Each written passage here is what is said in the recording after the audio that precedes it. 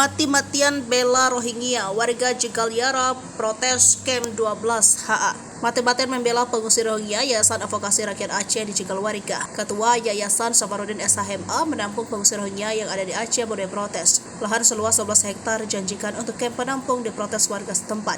Safarudin bersedia memberikan 12 hektar lahan miliknya yang berada di Lam Teuba Aceh Besar untuk pengungsi Rohingya. Bahkan dirinya juga menyurati PJ Bupati Aceh Besar Muhammad Iswanto. Menanggapi hal tersebut, tokoh masyarakat agama dan tokoh adat yang ada di kemukiman Lam Teuba menggelar rapat koordinasi perihal rencana penempatan itu. Dilansir dari Suraminews.com, Kapolres Aceh Besar EKBP Karli Syahputra Bostamam melalui Kapolsek Sulimun Ibda Bostamam mengatakan rapat koordinasi itu dilakukan di Balai Desa Gampang Atwek kemungkinan Lam Toba.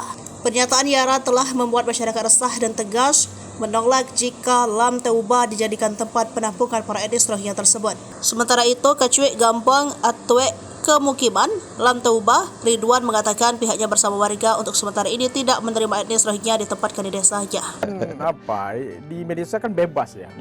Kadang-kadang kita nggak tahu siapa yang ngetik. Kadang-kadang memang masih anak-anak. Siapa aja dia bisa buka akun, dia bisa komentar. Anak-anak. Atau mungkin dia pengetahuannya belum sampai.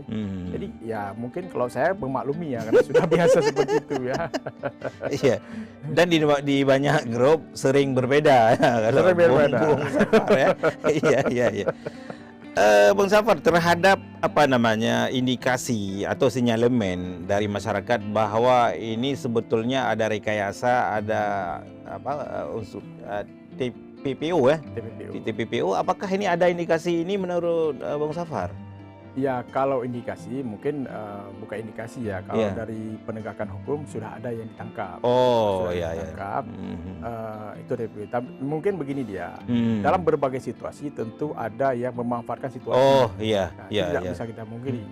Ya misalnya kan kita pengen mengungsi. Dulu kita kan minta perantara dulu. Iya. Contoh misalnya nggak usah jauh lah. Kita orang Aceh pun ketika ke Malaysia, kita sewa boot, kita minta orang, kita kan nggak mengerti. Saya mau ke Malaysia nggak ngerti. Saya cari orang yang mengerti, tolong bantu saya. Berapa biaya? Terus saya bayar biayanya. Cuman dalam hukum kita itu dianggap orang yang memfasilitasi itu TPPO.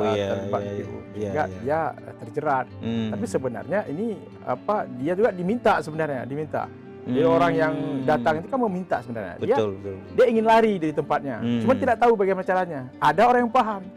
Sama seperti kita mau ke Jakarta. Kita nggak tahu nih mau cepat pakai apa. Ini pesawat yang Anda tahu kita. Bayar pesawat tapi.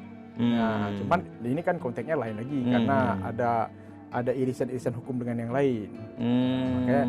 Makanya ditetapkanlah ada tindak pidana perdagangan orang sekarang. Dan kalau kita lihat pun kalaupun ada sekarang ini TPU, mereka ini kan sebagiannya korban berarti. Korban ya, ini yang mau saya tanyakan ya, korban.